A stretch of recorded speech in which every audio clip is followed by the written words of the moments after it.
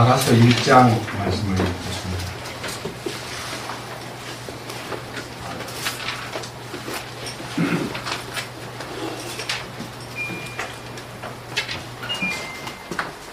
혹시 중간에 더우면 펴주시면. 아가서 1장, 오늘은 5절 말씀 한 절만 보겠습니다. 우리 모든 식구들이 같은 목소리로 한 절을 보겠습니다.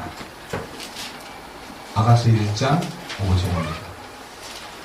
오 너희 예루살렘의 딸들아, 내가 검지만 아름다우니 게달의 장막들과도 같고 솔로몬의 휘장들과도 같으니라. 아멘.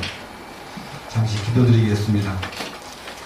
영광과 존귀를 받으시기에 합당하신 주님, 우리를 영원히 멸망할 사탄의 구름텅이에서, 사탄의 그 어두운 권세에서 건져내시고 우리로 하여금 하나님의 왕국에 속한 곳으로 이끌어주시고 우리 주님의 통치 속에서 우리가 정말 자유롭게 그리고 승리하면서 주님을 찬송하면서 살아갈 수 있도록 이끄신 주님을 찬양합니다.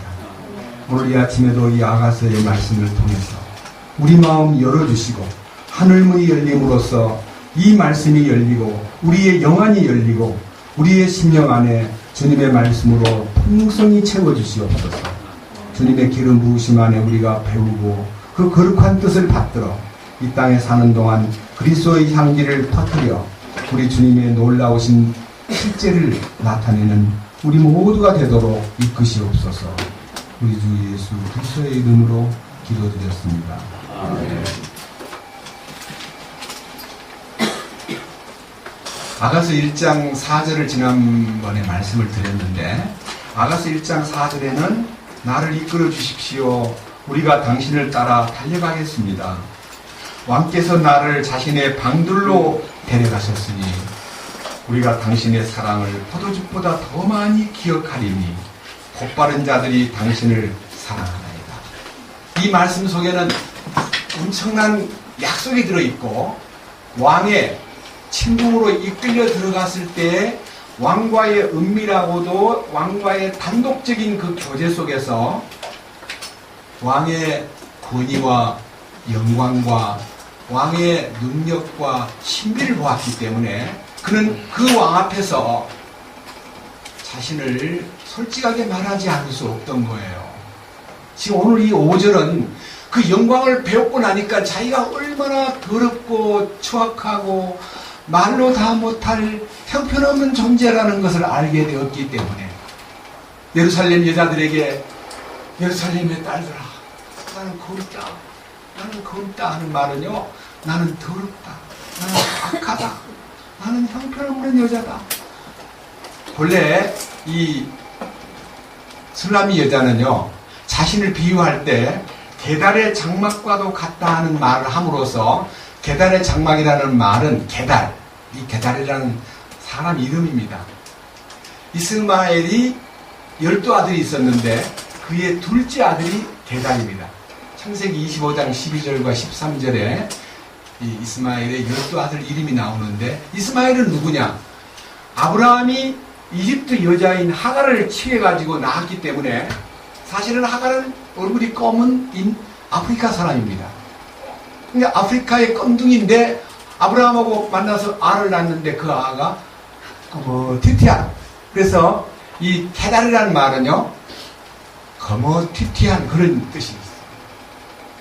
게달의 장막이라는 말은 주로 사우디아라비아의 북쪽에 살고 있던 이 게달이 텐트를 치고 사는데 그 텐트가 주로 검은 양가죽, 낙타 검은 가죽, 이 검은색이 주로 지붕 이게 천을 두둑두둑 기어가지고 검은 낙타나 아니면 검은 양을 잡아가지고 염소를 잡아가지고 엮어서 만든 텐트에 거하기 때문에 내 모양이 게달의 장막과도 같다 하는 말은요, 사람들 볼 때 참 흉물이다. 여러분, 내가 주님 앞에 영광 앞에 서면 내가 얼마나 흉한 존재인가가 나타나는 것이 어두운 존재, 말로 다 못할 거무튀튀한 죄악으로 얼룩진 존재, 그 자아의 발견인 것입니다. 여러분 성경에 보면요, 주님을 만났을 때 자기가 얼마나 더럽고 추악한 존재인가가 드러난 그 예가요, 여러 군데 있지만 제가 일일이 찾아보기가 힘들고요, 약속된 말씀을 다니엘 9장과 10장에 보면요, 다니엘이 어느 날 성경을 보다가 예레미야의 25장에 이스라엘 민족이 70년 만에 바벨론에 포로된 생활에서 해방되리라는 말씀을 깨닫고 나니까요, 말씀이 열리는 순간에 애통할 수밖에 없고 막 울부짖을 수밖에 없는 자기를 본 것입니다. 아, 우리 민족들이 죄 가운데 살다가 하나님에게 이렇게 징계를 받았구나, 죄를 알게 되는 것입니다. 그 다음 10장에 가면, 다니엘 10장에 가면요, 다니엘이 영광스러운 예수님을 만납니다. 그 예수님을 만날 때 그 영광스러운 광경이 다니엘 10장 1절 이하에 쭉 나오는데요, 그는 이렇게 고백합니다. 내가 그 영광을 볼 때 나 홀로 그 영광 앞에 섰을 때 내 아름다운 모습이 더럽고 부패한 모습으로 보였고, 내 힘은 다, 내 기력은 다 빠져나왔고, 나는 그분의 영광의 보좌 앞에 죽은 자같이 엎드렸더라 그랬어요.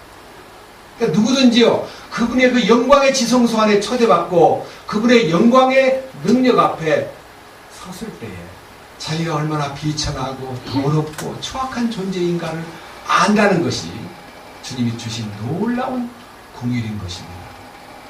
그래서 그가 나는 검지만 아름답다 하는 말은, 내가 그분 앞에 섰을 때에 나는 더러웠지만 그분의 손길이 나타나 나를 거룩하고 깨끗하고 사랑받는 자로 변화시켜 주었음을 찬양할 수밖에 없는 것입니다.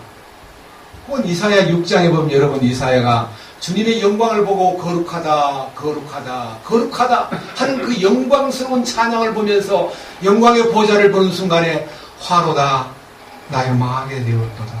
나는 입술이 부정한 사람이요 입술이 부정한 자들 가운데 거하면서 만군의 하나님을 배웠습니다. 나는 죽게 되었습니다. 나는 망하게 되었습니다.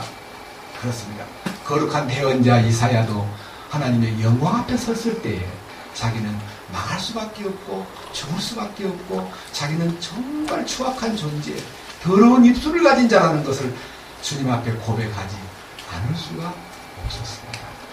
그러나 그 순간 제단 숯불을 천사를 시켜가지고 화로에 제단 숯불을 딱 집어가지고 날라온 천사에 의해서 그 입술에 숯불이 닿는 순간 내 죄가 사하여졌고 내 모든 죄악이 제거되었느니라. 그때 그는 하나님 보실 때 아름다운 자가 되었습니다. 꼭 여러분 가운데 창세기 32장에 모든 인간적인 조건들은 다 충족되었습니다. 돈도 벌고 사랑하는 아내들도 넷이나 거느리고 말로 다 못한 재산을 떼를 몰고 고향 땅으로 돌아가던 야곱이 형이 400명의 자기 종들을 데리고 자기를 맞으러 온다는 말을 듣는 순간 나를 환영하라고 오는 게 아니라 나를 치려고 오는구나 하는 두려움이 있어가지고 낮에는 많은 선물로 형의 마음을 녹이려고 공세를 했지만 마음이 도저히 안정이 안 되기 때문에 야복강 나루에 이르렀을 때에 식구들을 다 강건너로 보내고 난 다음 홀로 엎드려 있을 때 하나님께서 나타나셨어요.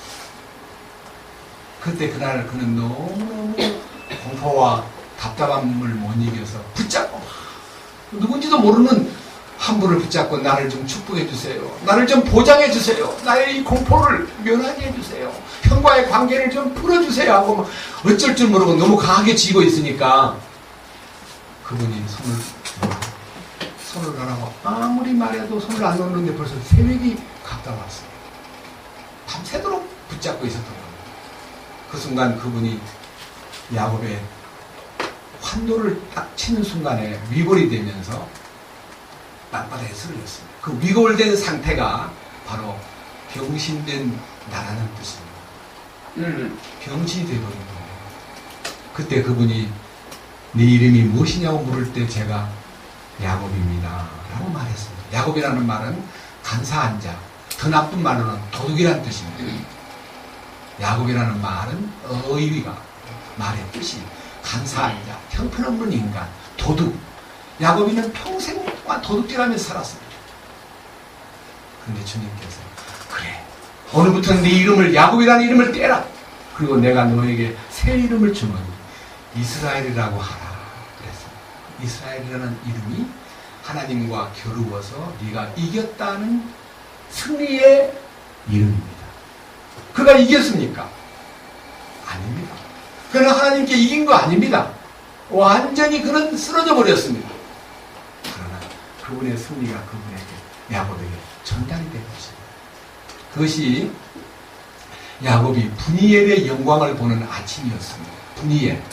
분이엘이란 말은 하나님의 얼굴이라는 뜻입니다. 분이, 얼굴, 엘, 하나님.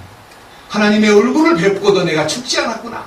그 순간 그는 힘이 솟구치고 그 순간 그 하나님의 능력이 그 속에서 역사하심으로써 애서 만나는 것이 불안하게 느껴지고 답답하게 느껴지고 정말 공포 속에서 어쩔 줄 몰랐는데 아무런 마음의 공포도 없이 아무런 마음의 두려움도 없이 형을 만남으로써 어떤 문제가 풀리는 장면이 창세기 33장에 세밀하게 나와 있습니다. 변화되는 것입니다. 나는 검지만 아름답다는 말은 나는 형편없는 인간이지만 나는 그분의 지성소 안에 들어가서 국민의 자리에 들어가 그 지성소 안에는 무엇이 있는가가 여러분 중요한 관점이 되어야 됩니다. 주님의 그 영광 앞에 초대받은 사람에게 축복이 4가지가 나타나는데 그 4가지 축복이 여러분 앞에 오늘 선포될 중요한 제목입니다. 내가 계달의 장막 같을지라도 형편없이 검은 말로 다 못할 아주 흑암한 존재이지만 솔로몬의 휘장과도 같다는 것은 솔로몬의 휘장이라는 것이 무엇을 의미할까요? 여러분 그냥 휘장 얘기만 하면 그 휘장은 무엇을 의미하는가? 여러분 휘장 얘기부터 먼저 한번 변화된 모습이니까 그 휘장이 무엇인가? 그것도 한번 살펴봅시다. 출애굽기 26장을 보겠습니다. 출애굽기 26장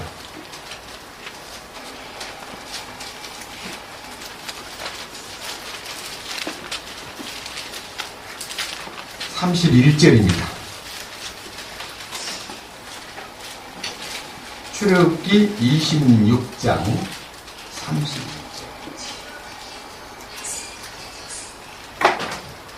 너는 정교한 솜씨로 청색과 자주색과 주홍색 실과 가늘게 꼰 아마실로 휘장을 만들되 그룹들을 수놓아 그것을 만들지니라. 휘장은 일종의 커튼입니다. 네? 커튼이에요. 근데 그 커튼이 어디에 달렸냐 하면 밑에 한번 보십시오. 33절.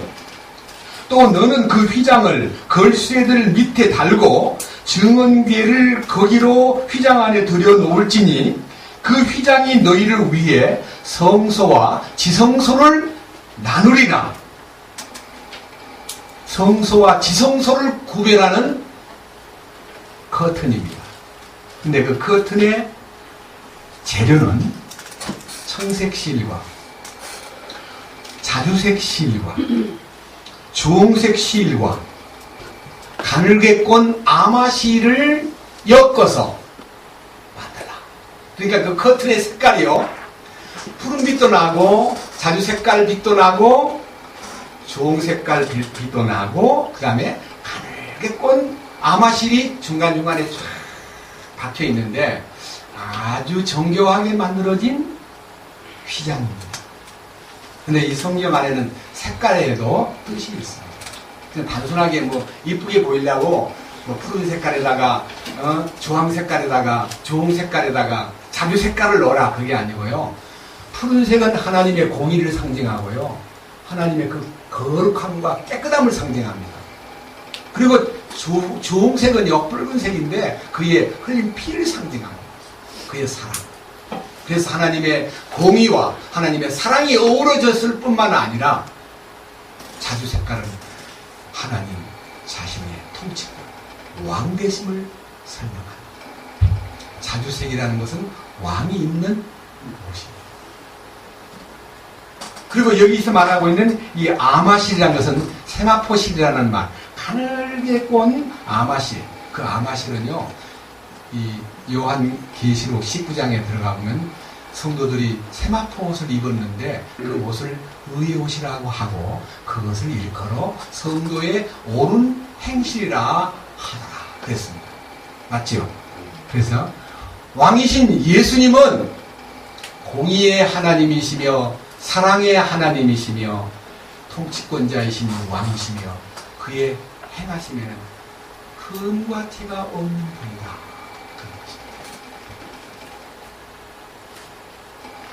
그 휘장이 주님의 존재, 주님의 실존을 나타내는 겁니다.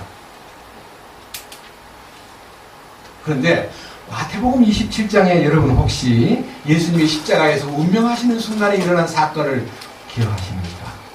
한번 성경 봅시다. 마태복음 27장.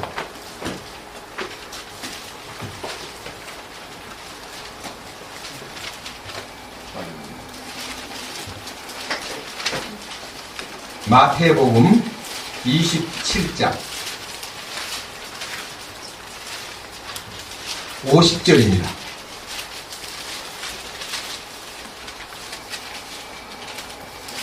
마태복음 27장 50절.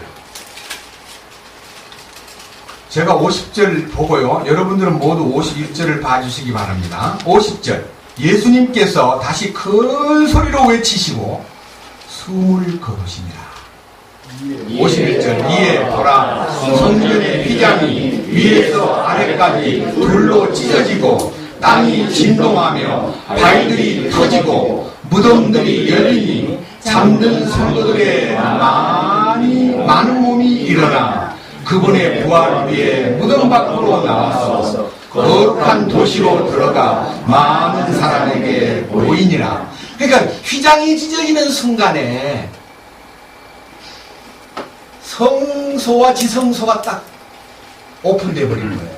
지성소는 아무도 못 들어갑니다.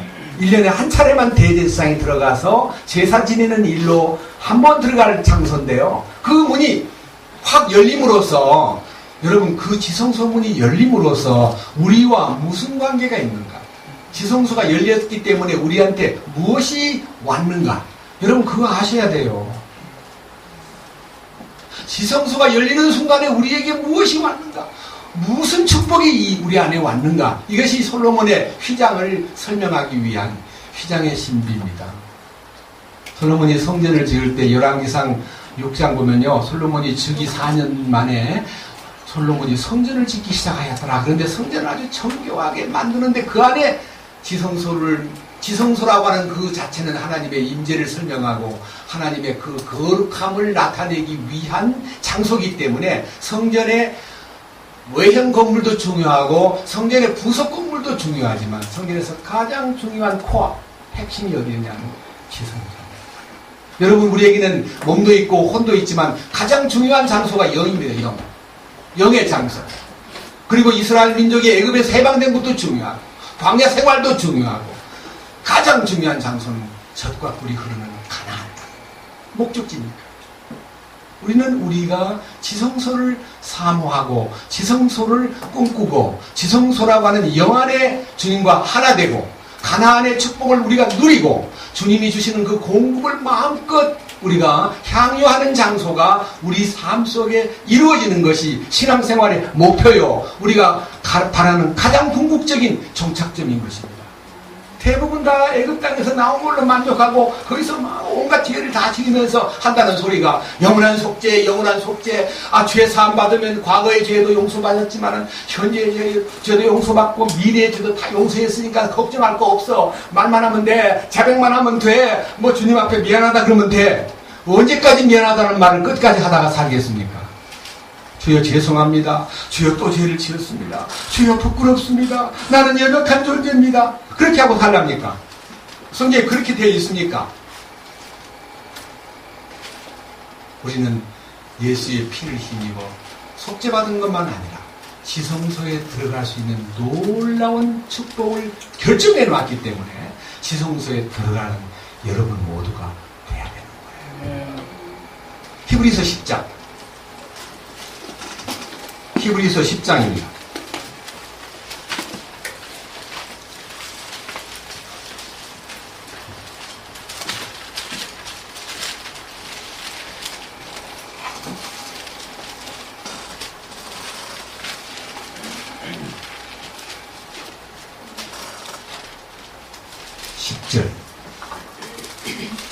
바로 이 뜻으로 말미암아 예수 그리스도의 몸이 단 한 번 영원히 드려짐을 통해 우리가 거룩히 구별되었노라. 제사장마다 날마다 서서 섬기며 자주 같은 희생물을 드리되 그것들을 결코 죄들을 제거하지 못하거니와 오직 이 사람은 죄들을 위해 죄들로 인해 한 희생물을 영원히 드리신 뒤에 하나님의 오른편에 앉으사 그 이후부터 자기 원수들이 자기 발받침이 될 때까지 기다리시느니라. 그분께서는 거룩히 구별된 자들을 단 한 번의 헌물로 영원토록 완전하게 하셨느니라. 영원토록 완전하게 하셨기 때문에 16절에 그날들 이후로 내가 그들과 맺을 언약이 이것이라. 주가 말하노라. 내가 내 법들을 그들의 마음속에 두고 그들의 생각 속에 그것들을 기록하리라 하신디. 그렇기 때문에 마음에 기록된 하나님의 법과 생각에 기록된 하나님의 말씀이 나의 삶의 모든 승리를 보장하는 기초가 되는 것입니다. 제사함 받았습니까? 그러면 한다는 소리가, 주님 나 영접했걸량요? 그리고 언제 영접했습니까? 나 3년 전에요 어느 집회에 가서 주님을 영접했습니다. 그래, 영접했습니까? 그럼 죄는 해결됐습니까? 잘 모르겠는데요. 영접을요 형식으로 하고 속에는 죄가 남아있는 사람은 그 생각 속에 하나님의 말씀이 기록되지 않거나 그의 마음속에 하나님의 법이 기록되지 않은 사람은 99% 가짜입니다. 확실히 주 예수 내 마음에 들어와 계시니 변하여 새 사람 되고 머리털보다도 더 많던 내 죄가 눈보다 더 희어졌네. 이 경험이 있어야 됩니다. 그 다음 보세요. 그 다음 17절 또 내가 그들의 죄들과 불법들을 다시는 기억지 아니하리라. 그것이 바로 내 마음에 기록돼야 됩니다. 다시는 네 죄들과 불법을 기억지 않으마 하신 말씀이 내 안에 기록돼야 되고요. 18절 이제 이것들의 사면이 있는 곳에서 사면, 이 사면이라는 것은 일사부재리 원칙입니다. 사면해놨다가 나중에 기분 나쁘면 너 취소한다, 그런 법이 없습니다. 사면은 영원한 사면입니다. 사면은 영원한 속죄입니다. 그 다음에 사면이 영원하기 때문에 뭐라 그랬습니까? 하반절에 다시는 죄로 인한 허물들이 없느니라. 다시는 죄 가지고 mon논하지 말거라. 영원한 속죄니까 다시는 사함받은 거 감사하고 용서해 주신 거 감사하는 건 좋으나 또 죄를 들고 와가지고 하나님 또 죄를 지었네요. 나 매일매일 죄를 씻어야 되겠네요. 이러지 마라. 너희들은 하나님이 예수님이 마지막 운명하실 때 왜 지성소와 성소를 가로막았던 휘장이 찢어졌는가에 대한 뜻을 내가 너희에게 말해주마. 그것이 지금 19절에 나타나 있습니다. 한번 유심히 보십시다. 다 같이. 그러므로 형제들아 우리가 예수님의 피를 힘입어 새롭고 살아있는 길로 지성소에 들어갈 담대함을 얻었는데 얻을 거예요? 얻었어요? 피가 죄만 사하는 게 아니라 지성소로 들어갈 수 있는 담대함이라는 것이요 겁없는 거. 네? 아무도 나를 막을 자가 없다. 난 지성소에 들어갈 권리를 받았다. 나 백이 바로 예수님의 피다 하고 지성소로 들어가는데 그 길이 새롭고 살아있는 길이다. 여러분 새롭고 살아있는 길이 현대 영어로 뭔지 아세요? 새롭고 살아있는 길, 에스카레이터. 여러분요 막 1층 3층을 걸어가야 되는데요 턱 서 있으면요 지가 나를 데리고 그냥 가요. 그럼 뭔 말이에요? 우리 주님은 길이에요. 무슨 길이냐면 새롭고 살아있는 길이에요. 내가 곧 길이요 진리요 생명이니라고 하신 주님, 그 안으로만 들어가면 주님이 나를 딱 데리고 너 가만히 있어도 돼. 가만히 있어도 된다 그러는데요 못 모르고 막 그 에스컬레이터를 막 달려가다가 잘못해서 넘어졌거나 아니면 어떤 부분에 끼어가지고요 사고 난 사람 많아요. 뭐라고 써있냐면요 뛰지도 말고 걷지도 말고요 가만히 서서 옆에 있는 뭐를 꼭 잡고만 있으라. 그래서 그래요 안 그래요? 주의사항 옆에 있는 뭐라 그래요? 가드레일을 꼭 잡고 서만 있으래요. 그럼 돼요, 안 돼요? 서만 있으면 잘 데리고 가요. 우리는 주님만 자꾸 주님 감사합니다. 감사합니다. 그 새롭고 산 길이에요. 오늘날 우리 시대에도 그런 새롭고 산 길이 나타남으로써 성경 이해하기가 참 쉬운 것이 과학도 하나님을 입증하는데 역할을 하는구나. 그걸 우리가 이해해야 돼요. 맞아요, 안 맞아요?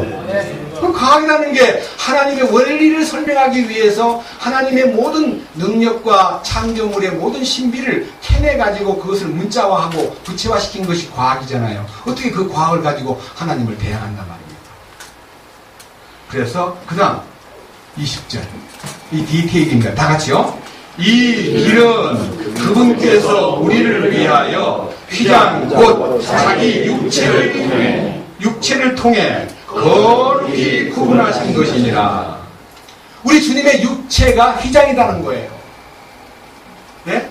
바로 그분이 바로 우리 주님의 존재가 하나님의 공의와 사랑과 왕권과 그의 모든 행함이 바로 우리에게 나타내고자 하시는 휘장의 비밀인데 그 휘장이 주님 휘장이 찢어질 때 너희들은 어디 있었느냐? 예, 우리도 그 휘장 안에 한 작은 구성으로 휘장이요 시줄과 날줄로 조직되어 있는데 그 휘장에 우리가 하나입니다. 여러분 그 휘장에 내가 있다는 걸 안다면요, 맞아, 그분 찢어질 때 나도 찢어졌구나.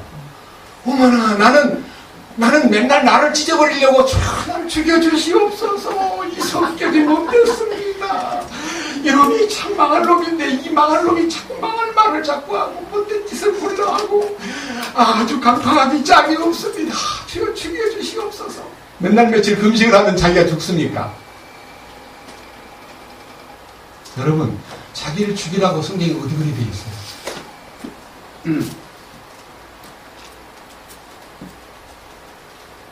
갈라디아 2장 20절에 여러분 잘 기억하십시오. 내가 그리스도와 함께 십자가에 못 박혀 있으나, 그 말이 시제가 과거입니까? 미래입니까? 시제가 현재입니까? 있으나는 현재 진행형이에요. 아, 갈라디아가 기록될 때는 2000년 전에 기록이 되었는데 그것이 항상 현재였구나. 왜? 주님은 어제나 오늘이나 영원토록 동일하신 분이고 그분은 처음이면서 나중이고 시작이면서도 끝이고 알파이면서도 오메가이기 때문에 그 선상에, 영원 선상에 우리가 서 있기 때문에 우리는 항상 그분 안에서 현재입니다. 그런 적 이제는 내가 산 것이 아니에요. 내 안에 그리스도께서 사신 것이라. 이게요, 눈이 열리면요, 나를 죽이려고 애쓸 필요가 하나도 없다 이거예요. 그 다음 무엇을 하느냐? 그 일로 인해서 나타난 축복을 누리는 것만 우리가 할 일입니다. 보세요, 20절. 이 길은 그분께서 우리를 위하여 휘장 곧 자기 육체를 통해 거룩히 구분하실 것이니라 그랬습니까? 너는 거룩하다는 거예요. 이 거룩이라는 것은요, 죄사함 받고 나서 의롭다함으로 얻은 칭의가 아니고요, 주님의 거룩이 실제 속에 나타나기 위한 역사를 얘기하는 겁니다. 거룩한 열매를 얘기하는 거예요. 22절. 자, 이 거룩이 어떻게 나타나는가 봅시다. 우리 마음이 뿌림을 받아 악한 양심으로부터 벗어났고. 자, 이 뿌림이라는 것은요, 주님의 피뿌림만 아니라 주님의 물뿌림도 있습니다. 왜? 그분의 마지막 운명하실 때 로마 군인들이 멋모르고 죽었는가 안 죽었는가를 확인하려고 옆구리를 창으로 푹 찌르는 순간 옆구리에서 뭐가 나왔습니까? 피만 나온 거 아닙니다. 물도 나왔습니다. 그 물이 무슨 물인가요? 네, 생명수입니다. 그 거룩한 물이. 그 천주교는 뭣도 모르고 그런 걸 물을 떠다가요. 생의 생명수라 그래가지고 아무나 막 뿌려줬어. 성수라 그래가지고. 그 물을 뿌려준다고 거룩해지는 게 아니고 십자가의 능력의 물이 바로 에베소 5장에 있는 물로 씻어 말씀으로 깨끗하게 하여 너희로 하여금 점도 없고 흠도 없고 책망받을 것도 없는 자로 그분 앞에 세우고자 하셨습니다. 여러분, 결혼하는 상대, 특별히 남자가 사랑하는 아내를 흠도 없고 점도 없고 책망받을 것도 없는 자로 결정했기 때문에 부부가 되고 한 몸이 된 거지요. 제자가 과거가 없나, 제자가 나 말고 딴 사람하고 놀아난 적은 없나, 이런 거요 캐고 자꾸 안나 그러면요 결국은 파탄입니다. 인간은 다 과거가 있습니다. 사탄에게 놀아난 과거, 사탄과 짝짝꿍이 되어가지고 음란하게 살던 과거가 호세아서에 나와 있는 고멜보다 더 못한 과거가 우리한테 있습니다. 근데 주님이 귀엽지 않겠대요. 묻지도 않아. 어떤 분은요, 너무너무 돌을 닦는데 오래 걸린다고 생각하기 때문에 우리가 죄사함 받고 너무 오래 버티고 있다가 저 같은 경우는 66년도에 죄사함 받고 2000년도에 십자가에 이 물로 뿌림과 거룩하게 됨과 지성소에 초대를 받은 것을 배웠기 때문에 35년 만에 이루어졌다고 해서 구원받는 것이 그렇게 길다고 느끼는데, 저는 제가 교만해가지고 헛길을 걷다가 방탕하게 살았지만은요, 여러분 십자가 강도가 며칠 걸렸습니까? 십자가 강도 보고 주님이 네 새벽기도 다닌 적 있냐? 성경책 읽어본 적 있냐? 연보는 얼마나 해봤느냐? 그런 거 물어보면 아유 저는 강도질만 하고 못된 짓만 골라 하다가 여기 왔는데 아무것도 한 적이 없습니다. 그럴 거 아니에요. 근데 주님 왜 안 물어요? 물어보나 마나니까 안 묻잖아요. 주님 그에게 뭐라 그랬어요? 오늘 네가 나와 함께 낙원에 있어. 그럼 오늘 구원받은 거예요. 오늘 아무것도 한 거 없어요. 그것이 견본이에요. 십자가 앞에 1호 구원. 아무것도 한 일 없고 강구질만 하고 평생 못된 것만 골라 하다가 사형 집행받아서 이제 다 죽어가는 사람에게 주님의 구원이 임할 때 그의 경력이나 그의 과거의 봉사함이나 그의 모든 행실이나 그의 모든 정직함이나 그의 모든 헌신이나 그의 모든 어떤 선함을 물어보지 않았습니다. 왜? 주님의 행하심으로 그가 구원받기 때문에. 그 다음 요한복음 8장에 창녀가 주님 앞에 와서 끌려서 죽어야 마땅한데 너희 중에 죄 없는 자가 여자를 돌로 쳐라 그러니까 다 가버린 다음에 예수님하고 1대로 남았는데 예수님이 무슨 죄를 짓다가 여기까지 끌려왔느냐 얘기 좀 해봐라 그렇게 물었습니까? 네?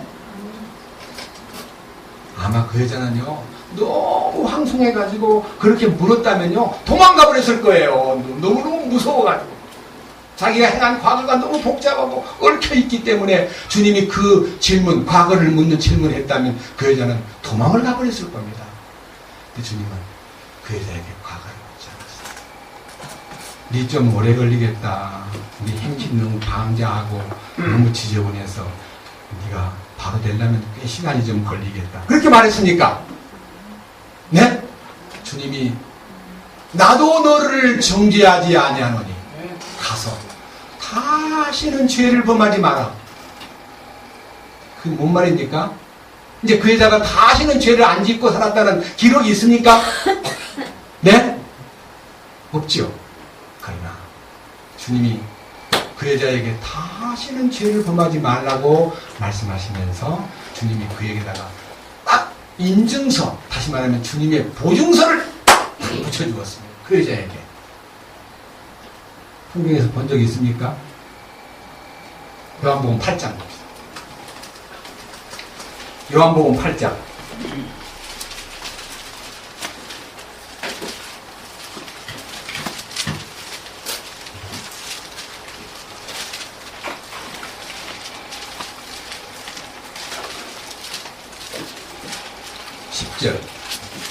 예수님께서 일어나사 그 여자 외에는 아무도 없음을 보시고 그녀에게 이르시되 여자여 너를 고소하던 그 사람들이 어디 있느냐?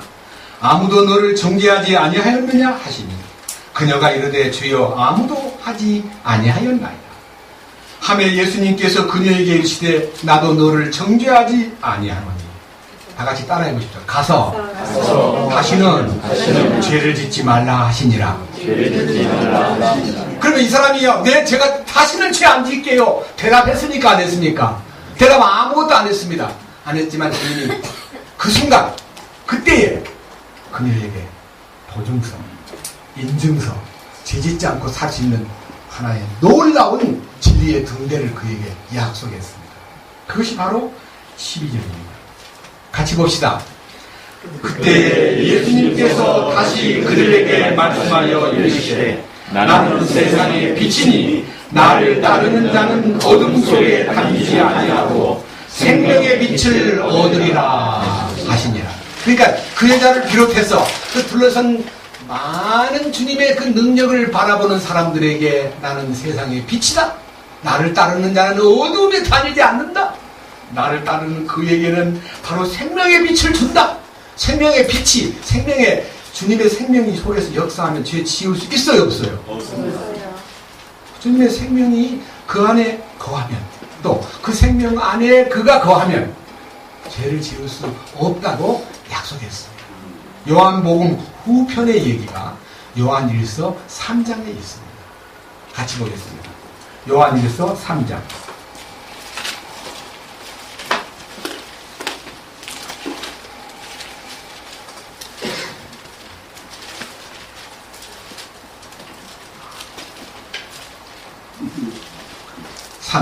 요한일서 3장 5절 6절입니다. 그분께서 우리들의 죄들을 제거하려고 나타나신 것을 너희가 알거니와 그분 안에는 뭐가 없느니라? 예수님 안에는 죄가 없잖아요.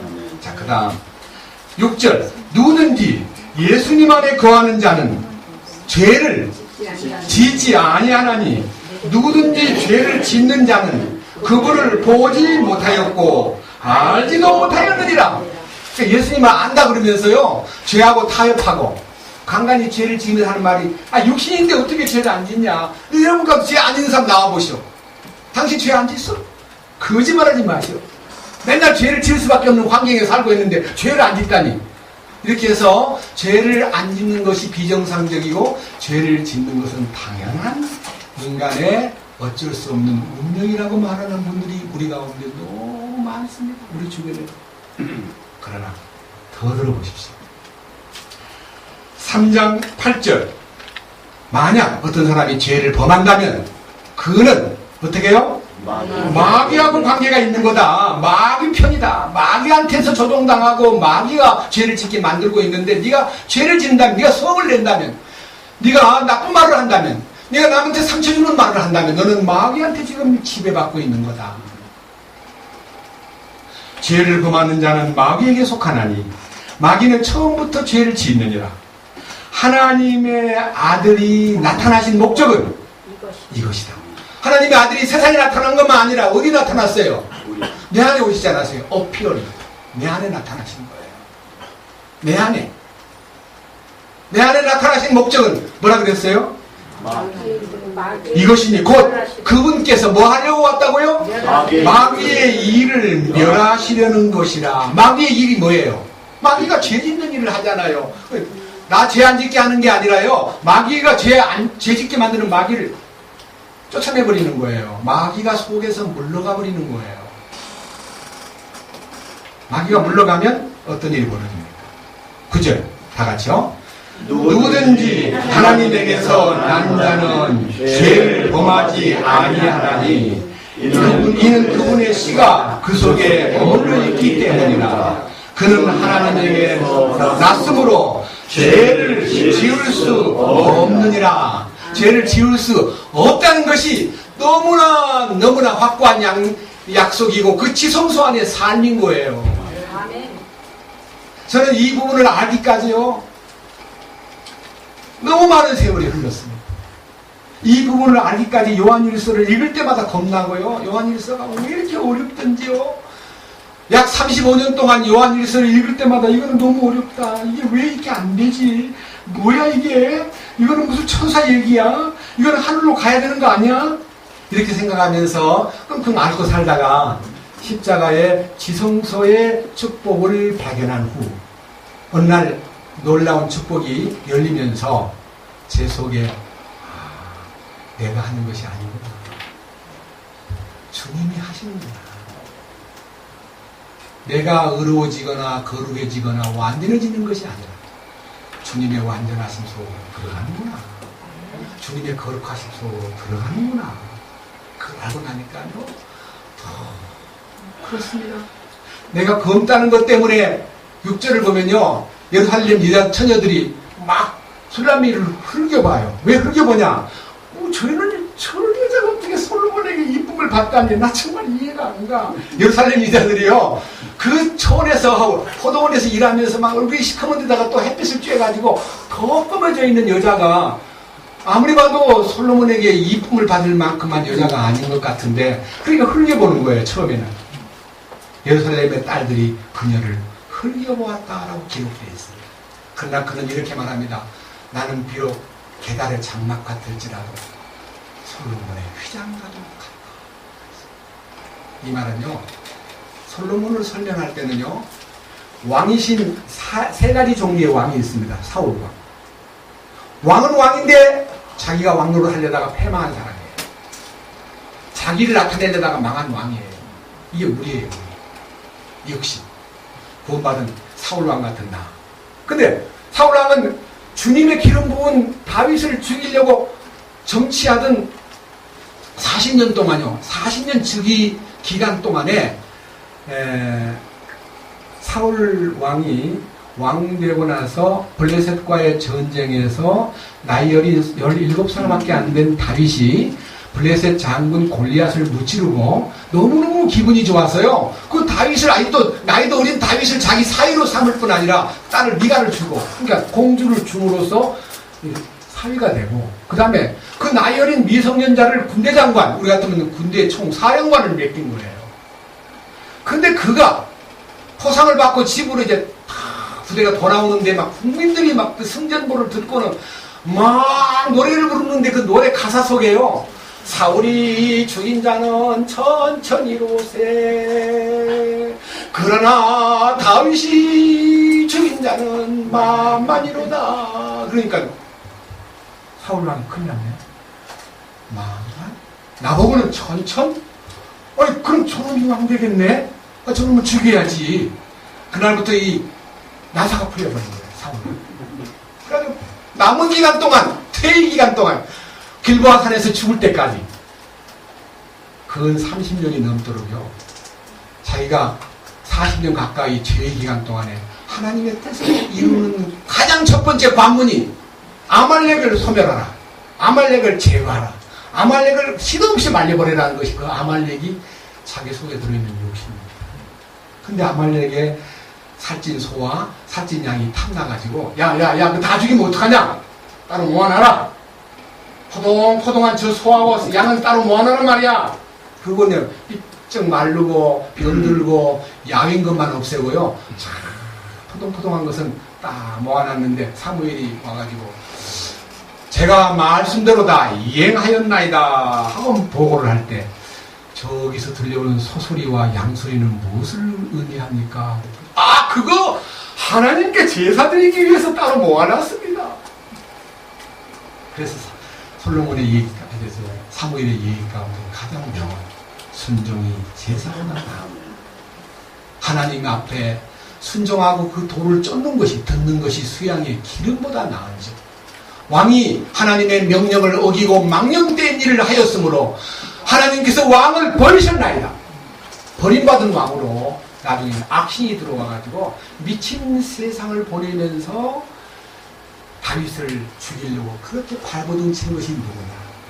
옛사람인 나의 모습, 여러분 자신들의 모습입니다. 그 두 번째 왕은 다윗입니다.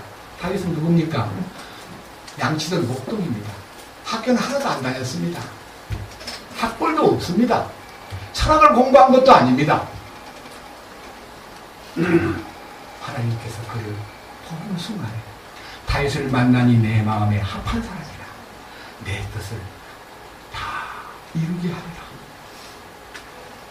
하나님 마음에 쏙 든 사람이라는 거예요. 그러니까 다윗이 쓴 많은 성경 속의 시편의 기록이나 그가 행한 모든 발자취를 보면은요, 주님에게 여쭤보고 주님의 뜻을 받들어 살든 딱 한 번 궁전을 거닐다가 우리아의 아내 밧세바를 눈이 어두워가지고 그를 취한 사건 후에는 평생토록 하나님의 법도를 떠난 적이 없는 다윗이었다 그랬습니다. 다윗은 누굽니까? 변화된 영 안에서 주님을 왕으로 모으신 사람의 참모습인 것입니다. 검은 모습은 사울 모습이고 아름다운 모습은 다윗의 모습이듯이 우리는 양분에서 따로둘 것이 아니라 내가 지금 사울 같은 사람이냐? 검은 데서 그냥 흘려보니까 나도 같이 째려보면서 뭐 왜 흘려봐? 니 잘났어? 뭔데 흘려봐? 이렇게 시비 거는 사람들은 아직까지 속에 지성소를 맛보지 못한 사람입니다. 우리는 우리를 흘려보든 째려보든 발길질하든 주님 안에 있으면 아무 문제가 안 됩니다. 왜? 주님이 내 안에서 그 씨를, 생명의 씨 DNA를 보내가지고 죄에 대하여 죽고 의에 대하여 사는 변화된 인격을 주셨기 때문에 조금 더 그런 사울왕이 아무리 공격해봐요. 어떻게 하면 돼요? 저항했습니까? 공격 준비를 했습니까? 아니면 노력을 했습니까? 죽여버리겠다고 마음먹었습니까? 도망 다녔습니다. 맞죠? 우리는 도망 다녀야 됩니다. 피하라. 사탄을 피하라. 여러분, 우리는 주님에게 피하는 것으로 갈 데가 없는데 어디로 피하냐? 주님이 우리의 은신처요, 우리의 도피성이요, 우리를 보호하는 반석이시기 때문에 거기로 피하는 거예요. 그래서 주님이요, 거기에 피한 자를 보고 아름답다고 얘기했습니다. 아가서 2장. 아가서 2장.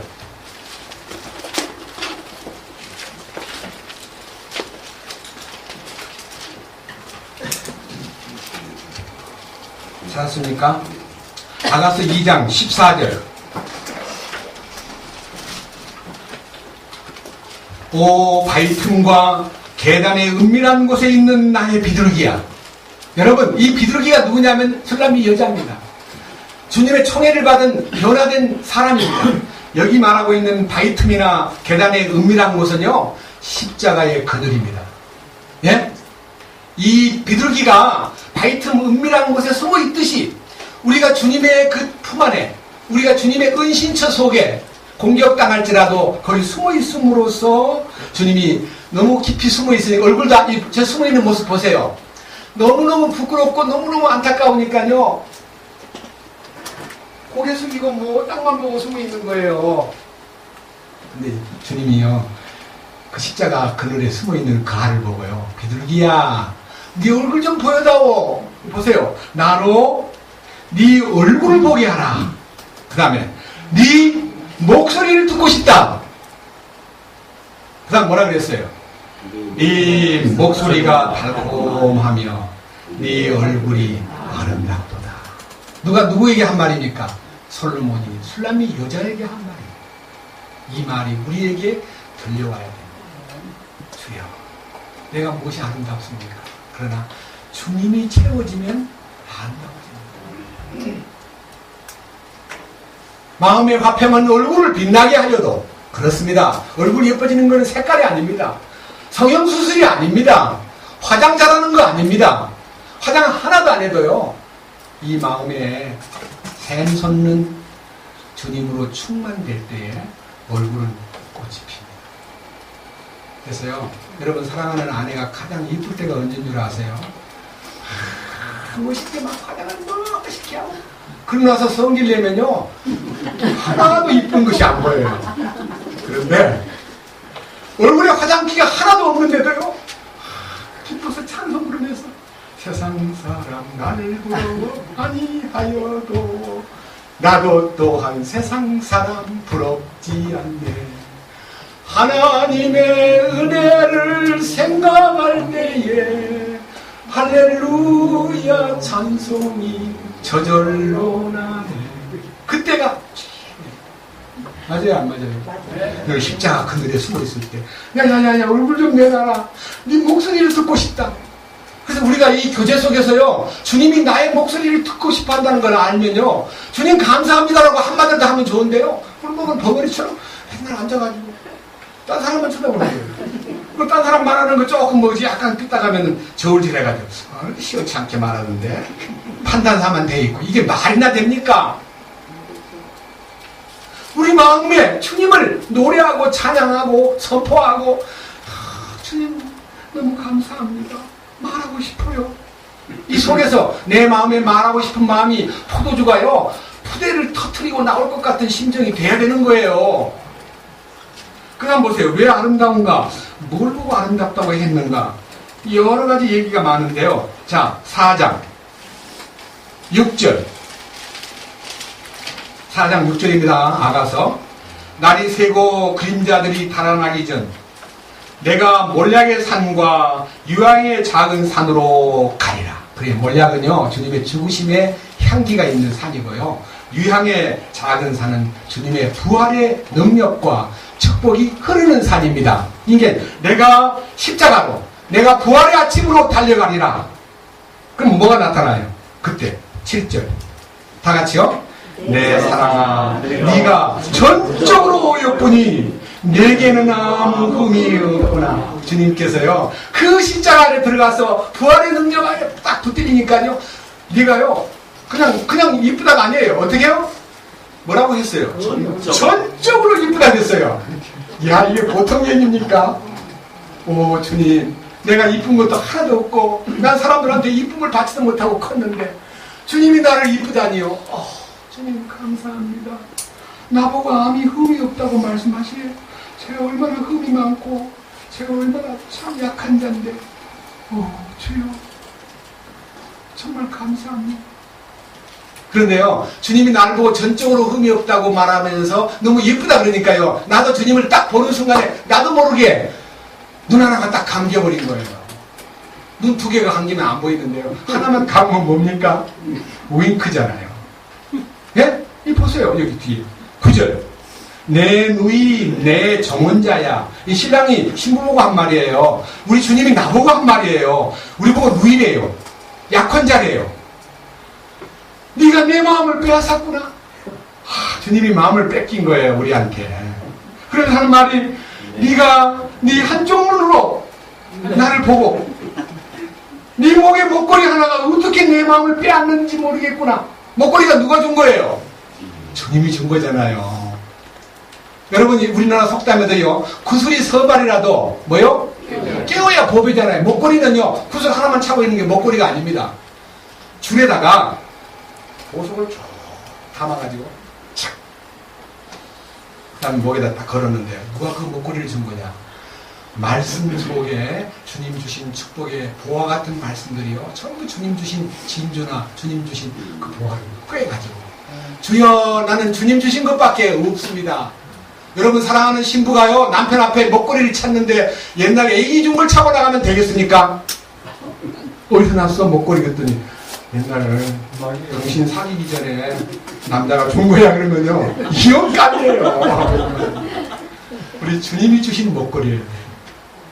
맞지요? 네. 여러분, 주님의 마음을 빼앗는 것은 주님 준 거를 차고 있으니까 이쁜 거지, 마귀가 준 걸 차고 있으면 뭐가 이쁘겠어요?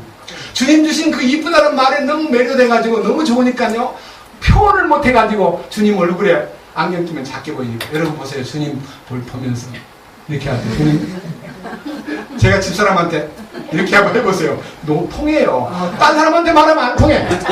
제가요, 우리 최영계님한테 이렇게 하면 정신 나간다.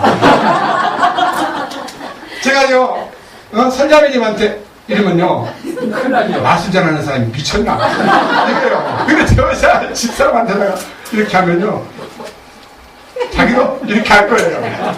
그러니까 뭐냐, 사랑이 통하는 자가 윙크가 필요하지요. 아무한테나 윙크했다가는 미친 사람으로, 일종의 성의 그 희롱으로 비춰가지고 고소당할지도 몰라요. 모두 맞지요. 그래서 우리 주님의 마음을 빼앗는 것은요, 주님과 통한 후에 한쪽 눈이 필요한 거지, 통하지도 않은데 자꾸 주님한테다가 이렇게 윙크하면요, 저는 미쳤구나. 저는 저 마귀하고 맨날 놀아나던 놈이 종종 주일날 한 번씩 나와가지고, 주님 제가 윙크해요 그러면요, 좀 싫어. 이게 바로 성경의 원리입니다. 제가요, 이 아름다운 모습을 주님께서 우리에게요, 이렇게 말씀하신 거예요. 제가 또 읽어보겠습니다. 자, 아가서 이제 6장을 보겠습니다.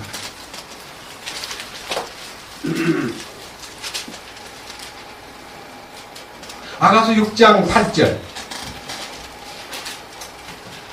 왕비가 60명이요 후궁이 80명이니 처녀는 수도 없이 많으나. 제가요 처음 설교할 때 이거 못 찾아가지고 아가서 분명히 뭐 있었는데 어디지 하고 헤매던 성경이 6장 8절인데요. 열왕기상 11장에 가보면 솔로몬이 왕이 후궁이 몇 명인 줄 아세요? 700명이에요. 첩이 300명. 그럼 몇 명 거느렸어요? 1000명을 거느릴 때, 그러니까 늙어서 그렇게 많이 정신 나간 짓을 했는데, 초장에는요, 그래도 왕비가 몇 명? 60명. 700명 중에서요, 10분의 1도 안 되잖아요. 이제 이쁜 여자들 골라가 60명 데려다 놨습니다. 그 다음에 후궁은 80명. 그런데 처녀는 수도 없이 많으나, 그 말이 뭔 말이에요? 왕한테 이쁨 받으려고 몰려온 처녀들이 한도 없이 많다는 말은 궁안에서 일하는 시녀들을 말하는 거예요. 여러분 궁안에서 저는 연속극을 많이는 못 봤지만 슬쩍 지나갈 때 장옥정이 왕의 눈에 빨래하던 천민이 왕의 눈에 띄어가지고 이제 왕비가 되잖아요. 그 집으로 기회 못 준다고 못된 짓 자꾸 골라다가 나중에는 이제 사약받고 죽는데, 여러분 그거 다 알고 있는 역사 아닙니까? 우리는 그 여자보다 더 못한 처인이에요. 근데 왕후가 된 거예요. 근데 처녀는 많은데 9절 하나 다 같이 보겠습니다. 9절 나의 비루르기 나의 더럽히지 아니한 자는 오직 하나뿐이로구나. 여러분 그 하나 속에 들어가야 돼요. 그 하나 속에 그 이긴 자예요. 그가 바로 주님이 기뻐하는 신부의 반열에 들어간 자예요. 모두가 다 그 하나 속에 들어가기를 원합니다. 또 하나 볼까요? 시편 45편. 앞으로 조금 나가가지고 잠언 앞에 시편 45편. 성경으로 입증되는 것이 가장 편하고 좋기 때문에 성경을 이렇게 자주 찾는 거 양해해 주시기 바랍니다. 시편 45편 13절. 시편 45편 13절. 왕의 딸은 그 속이 온통 영화로우니. 뭐가 영화롭습니까? 껍데기가 영화롭습니까? 속이 뭡니까? 변화받은 혼입니다. 예, 여러분 속이 영화로워야 돼요. 속이 주님으로 채워져야 돼요. 이 속에 변화가 와야 돼요. 속이 온통 영화롭대요. 왜? 영이 지배하는 지역은 영화로운 지역입니다. 성령이 지배하는 영역은 영화로운 곳입니다. 그래서 그녀가 입은 옷은 세공한 금으로 이루어졌다. 세공이라는 것은요, 가늘게 꼬은 수놓은 옷입니다. 그게 뭔 말인지 아세요? 금은 주님의 영광을 얘기합니다. 주님의 신성한 본성을 얘기합니다. 그 본성이요, 우리한테 나타나는 아주 세밀한 부분으로 나타나는 세공한 수놓은 옷이 우리 주님이 우리에게 삶 속에, 행실 속에 당신의 능력과 신성이 깃들여지기를 원하십니다. 그 다음 보세요. 14절. 그녀가 수놓은 옷을 입고 왕께로 인도되며, 그 다음 그 뒤를 따르는 그녀의 동료 처녀들도 왕께로 인도되리니. 여러분, 왕 앞에 나가는 신부의 왕후가 되겠습니까? 뒤에 그 신부를 바라보고 부러워서 그냥 이렇게 뒤따라가는 처녀의 반열에 설랍니까? 네? 왕후의 반열에 안 서고 싶어요? 우리를요, 자격을 갖출 때 인물을 본다거나 돈을 본다거나 지식을 본다거나 신앙 경력을 본다거나 젊은 사람을 중심한다거나, 만약 그렇다면 우리는 이 세상에 어떤 사람들 가운데서 피택받을 자격이 조건이 별로 안 갖추어진 사람들이에요. 그러나 주님은 가장 미천한 자, 미련한 자, 지혜 없는 자, 왕따 당한 자, 별 볼 일 없는 자를 불러다가 능력 있고 잘나고 똑똑한 사람을 부끄럽게 하려 합니다. 너희를 부르시는 네. 저도 뭘 모르고요, 좀 잘난 척하고 살았어요. 속으로. 겉으로는 그렇게 뭐 교만한 저희 집사람도 저를 보고 같이 40년을 살았는데요. 제가 그렇게 교만하지 않습니다. 그러나 내심은요, 겉으로는 겸손한 척하고 미소 짓고요. 안녕하세요. 아무것도 몰라요. 이렇게 했지만요, 속에. 여러분, 보통 이 사람하고 처음 만나 사귈 때 인사 뭐라 합니까? 보통요, 그냥 이렇게 많이 지도 편달 바랍니다. 아무것도 모릅니다. 보통 아무것도 모른다 그러잖아요. 그러면 이제 상대방이 무식한 놈아, 많이 나한테 배워라. 그냥 그렇게 말을 했다면, 그때부터요, 배울 생각이 안 나고요, 네가 얼마나 무식하니, 나를 무식하다 그래? 미친놈. 난 니보다는 나아. 니한테는 안 배워. 이러고는 멀어져 버려요. 그죠? 우리 인간은요, 교만의 영이 들어있기 때문에. 악마가 준, 사탄이 준 교만의 영. 교만한 것이 들어있어요. 근데 이 교만이 언제 사라지냐? 십자가에 들어가야 이게 사라지지. 십자가 없이는 교만을 아무리 쪼개고 없애려고 해도요, 절대로 사라지지 않습니다. 교만, 성깔, 못된 소리 하는 이 말, 못된 욕심, 전부 다 사탄이 준 거기 때문에 사탄이 쫓겨날 때 갖고 나가는 거예요. 여러분, 박군의 심정이라는 글이 많아요. 호랑이 같은 마음, 돼지 같은 마음, 아주 막 염소 같은 음란한 마음, 거의 뱀 같은 마음 다 있죠? 본 적 있어요? 그 마음을 어떻게 쫓아냅니까? 주의 빛이 들어오는 순간에 그 악마들이 다 나가버려요. 그 주의 빛이 내 안에 가득 찰 때 사망의 음침한 골짜기 가다가 밝은 빛 보려니 머리털보다도 더 많던 내 죄가 눈보다 더 희어졌네. 주 예수 내 마음에 오신 주 예수 내 마음에 오신. 이게 변화예요. 주님이 나를 변화시키는 거지 내가 뭐 노력한다고 변화가 됩니까? 그래서 이 밑에 보세요. 15절. 그들이 기쁨과 즐거움과 더불어 인도되고 왕의 궁궐에 들어가리로다. 그렇습니다. 예루살렘의 딸들도 궁궐에는 들어갑니다. 그러나 여러분 아셔야 됩니다. 주님의 궁궐에는 들어가도 왕이 허락한 보좌 앞에는 못 나갑니다. 수많은 처녀들이 많지만 여러분 그냥 신녀로 여러분 주님 앞에 가지 말고 신부로 가기 위해서 어떻게 하는 것이 신부 되는 길인가를 추구하고 갈망하는 것이 신앙생활 아닙니까?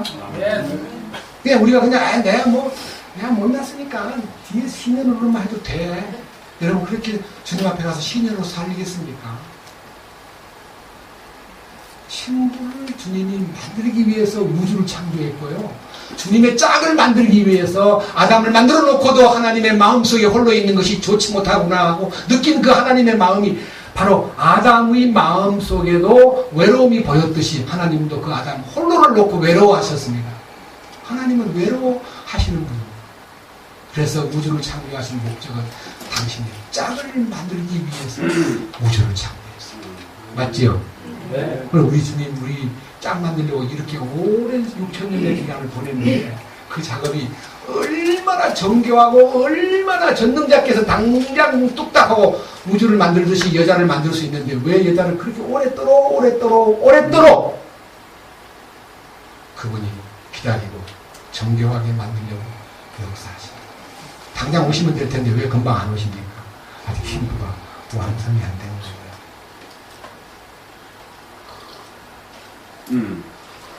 그래서 우리 마음속에서요 지성소의 왕의 초대를 받은 사람 안에서 이루어지는 나는 비록 검지만 너는 계달의 장막 같을지라도 솔로몬의 휘장과도 같구나.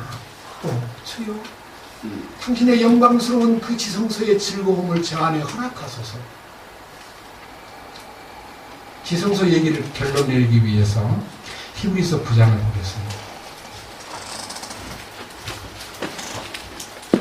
히브리서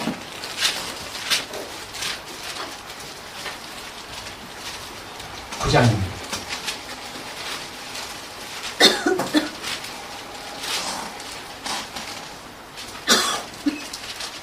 1절.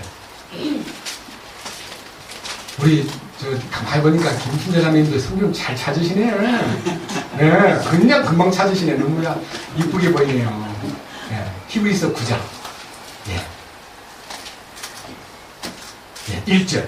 그런즉 진실로 첫 언약에도 하나님을 섬기기 위한 규례들과 세상에 속한 성소가 있었느니라. 이 성소 얘기를 하는데, 자, 2절. 성막이 만들어졌는데 첫째 것은 안에 등잔대와 상과 보여주는 빵이 있었고 성소라 불리며. 그러니까 자, 성전을 이렇게 구분하는데요. 쉽게 이해하기 위해서 그려보겠습니다. 이게 직사각형으로 되어 있는 성막이 있는데 여기에 성막문이 있습니다. 동쪽으로 향해서. 여기 제일 먼저 번제단이 있고요. 여기에 커다란 물을 담아놓는 큰 물통. 그래서 여기에 물 담아놓는 물두멍이라고 불리는 큰 그냥 못으로 만든 못도요. 아주 많은 여인들의 그 여러 가지 갖고 있던 거울이 있죠. 거울. 옛날에는 거울이 전부 노시에 유리가 아니고 거울을 다 내놔라 그래가지고 그 거울을 모아가지고 이게 물두멍을 만들었는데 이 물두멍은 나를 살피는 거울입니다. 물에다가 딱 노수로 만든 큰 통에다가 물두멍을 만들었기 때문에 들다 보면요 물에도 내 얼굴 비치지만 그 물 밑에는요 아주 잘 닦아놓은 물두멍 속에 내가 비칩니다. 그 물을 떠다가 손도 씻고 발도 씻는 것입니다. 물두멍. 이것이 뜰이라 해요. 뜰. 마장. 이게 성막 뜰입니다. 여기 이제 딱 문이 또 여기 들어가는데 이렇게 여기 잘못 그렸습니다. 지성소는 정방형입니다. 정방형. 예? 여기 휘장이 있고 이 성소는요 촛대가 7개 놓여 있고 떡상이 있는데 여기 항상 김이 모락모락 나는 아주 사한 떡, 아주 향기로운 무릎 없는 떡이요. 여기 12덩어리가 이렇게 놓여 있습니다. 그리고 이 앞에 뭐가 있다 그랬어요? 예? 금향로가 있다 그랬습니다. 근데 문제는요, 옛날에는 등잔대와 보여주는 빵이 있었는데 사실은 요 안에 향불이 사실은 지성소 안에 있는 게 아니라 성소 안에 처음에 있었습니다. 그런데요, 주님이 돌아가실 때 운명하시는 순간에 이 휘장이 열림으로써 휘장이 찢어서 열림으로써 그 다음 여기 보세요. 뭐라 되어 있는 3절. 둘째 휘장 뒤에는 지성소라 불리느니라. 그죠? 여기가 지성소예요. 여기는 성소, 여기는 지성소. 자, 그런데 둘째 휘장 보세요. 4절. 거기에는 금향로와 여기 이 향로가요, 이렇게 부석이 전에는 성소에 속한 하나의 재단이었는데 휘장이 열리면서 이 성소에 있던 것이 지성소로 편입이 되고, 그 다음 보세요. 뭐라 되어 있습니까? 언약궤가 있고, 궤 속에는 만나를 담은 금항아리가 있고, 아론의 쌍난 지팡이가 있고, 언약의 두 돌판이 있고, 5절에는 이 궤 위에 구밀의 자리가 있더라. 그랬어요. 자, 이 향로는요, 성도의 기도들입니다. 기도. 이게요, 이것이, 이 뜰은 애굽에서 탈출한 6월절의 체험을 얘기하고, 그 다음에 이 성수는 광야 생활을 얘기하고, 이 지성소는 가나안을 얘기하고, 이 첫 번째 뜰악은 육신을 얘기하고, 성소는 혼을 얘기하고, 지성소는 영을 얘기하는데, 이게 이제 단계적인 어느 변화를 얘기합니다. 잘 들어보세요. 너희가 내 마당만 밟지 마라. 내가 정말 지겹다 하는 이사야 1장에 나오는 얘기가요. 신앙생활을 맨날 죄사함 받은 얘기, 자백하는 얘기, 요 두 개만 왔다 갔다, 여기만 왔다 갔다 하는 내 뜰악만 밟는 신앙입니다. 아십니까? 근데 이 안에 들어오면 주의 빛 대신과 양식 대신과 기도는요, 혼으로 기도를 하면은 주님 앞에 상살되지 않습니다. 기도는 영으로 해야 됩니다. 너희가 예배를 영과 진리로 하라 그랬고, 찬송도 고린도서 14장에 보면 영으로 기도하고 영으로 찬미하고 영으로, 이 속에 있는 영이 주님을 향해서 찬양과 기도가 나와야 되는데, 혼의 기도는 무슨 기도냐? 혼의 욕심을 따라서 이거 해주시고 저거 해주시고 우리 아들 장가가게 해주시고 우리 아들 서울대학 입학하게 해주시고 우리 남편 사업 잘 되게 해주시고 전부 다 혼의 기도입니다. 근데 영의 기도는 뭐예요? 그거 다 사라져버리고요. 주여, 주님 기쁘시게 하시는 길을 알려주십시오. 주님만 바라보게 해주십시오. 난 주님뿐입니다. 그것이 영의 기도예요. 아시겠어요? 그 기도가 언제 바뀌냐? 휘장이 찢어지는 후에 이 기도가 편입이 되기를 영으로 편입이 돼요. 아시겠습니까? 혼의 기도가 영의 기도로 바뀐다는 겁니다. 그 다음 첫째, 여기 뭐가 있냐? 기성소 안에 첫째 뭐라 그랬어요? 언약의 두 돌판, 여기 십계명 돌판 2개가 있고 돌판 2개가 있고 그 다음에 금 항아리 속에 만나가 감춰져 있습니다. 만나, 감춰져 있는 만나. 그 다음에 아론의 쌍난 지팡이, 여기 쌍난 지팡이 회사를 하시는 분이 계시는데 정말 이건 대단한 겁니다. 아론의 쌍난 지팡이. 그럼 또 뭐가 있다 그랬어요? 네? 마지막에 언약궤의 십계명 언약의 궤 위에 국물의 자리가 있다 그랬습니다. 이게요 굉장히 중요한 의미를 지니고 있습니다.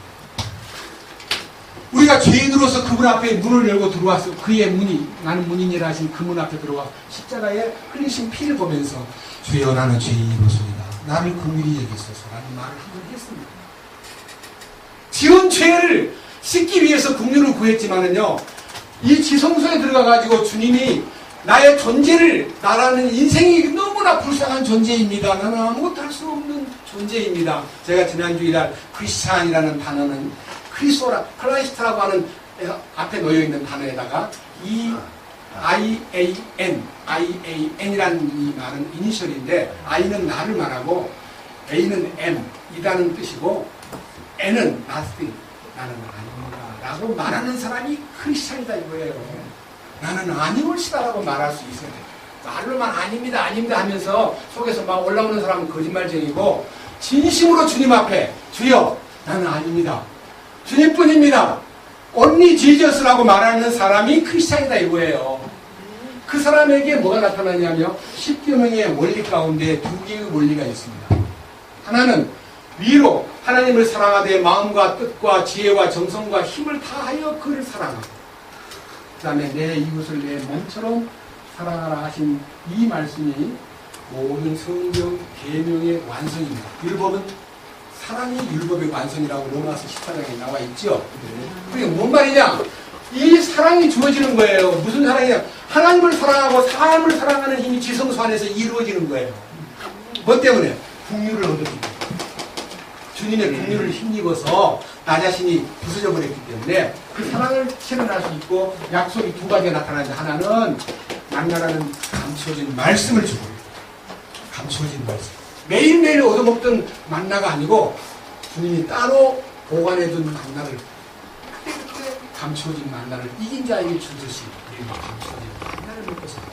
지금 이 아가서 강해도 감추어진 만나 여러분 아가서 강해를 이렇게 들어본 적이 있습니다. 저는요, 제가 계속 요한일서 이후에 기도 속에서 아가서가 나타났는데 아가서를 얘기하면서 진전이 안 돼요. 한 절 놓고 일주일 동안 다 기도하고 있어요. 제 마음에서 기도가 있었기 때문에 제가 여러분한테 얘기하는 거지 제가요, 다른 방법으로 머리를 짜가지고 한 거 아니에요. 아론의 쌍난 지팡이는요, 너무나 반역하는 무리들이 너무 말이 많기 때문에 지팡이 12개를 갖다가 성수 앞에 갖다 놔라. 내일 아침에 마른 지팡이가 어떻게 되는가 보완했더니 아론의 지팡이만 싹이 나고 열매가 딱 열려있어요. 그것도 부활의 열매. 그래서 이건 부활의 능력을 설명합니다. 말씀과 부활의 능력으로 우리의 주님과의 참된 교통이 주어지는 축복이 지성소의 체험이다 이 말입니다. 네. 이게 바로 술람비 여자에게 일어난 사건입니다. 이게 우리에게 일어나야 될 놀라운 명제입니다. 이 일이 우리 영적인 것에 더 진보를 주고 우리의 삶에 놀라운 주님의 축복이 나타나기를 주님의 이름으로 간구하고 여러분의 축복이 있기를 깊이 기도합니다. 기도하십시다. 주님 감사합니다. 오늘은 술람미 여자가 예루살렘 딸들에게 말하기를 나는 걷지만 아름답다. 나는 계달의 장막과도 같지만 솔로몬의 휘장과도 같다. 라고 말함으로써 자신의 외면으로는 남들이 볼 때 눈을 흐기고 쳐다볼 수밖에 없는 여자지만 주님이 그 내면에 허락한 영안의 놀라운 그리스도의 향기와 실제, 주님의 실제가 그녀를 행복하게 했고 만족하게 했고 주님을 향해서 윙크할 수 있고 주님을 향해서 당당하게 말할 수 있는 여자가 되었습니다. 오 주여, 우리로 하여금 참으로 죄에 대하여 죽고 의에 대하여 사는 우리의 부활 생명의 능력과 감추어진 말씀의 만나가 허락됨으로써 이 축복이 우리 삶 속에 풍성히 흘러나도록 이끄시옵소서. 우리 주님께서 이 말씀을 함께 듣는 모든 사랑하는 형제 자매들에게 성령의 기름 부음으로 충만케 하시고 주님의 놀라우신 손길로 이끌어 주시옵소서. 우리 주 예수 그리스도의 이름으로 기도드렸습니다. 아멘.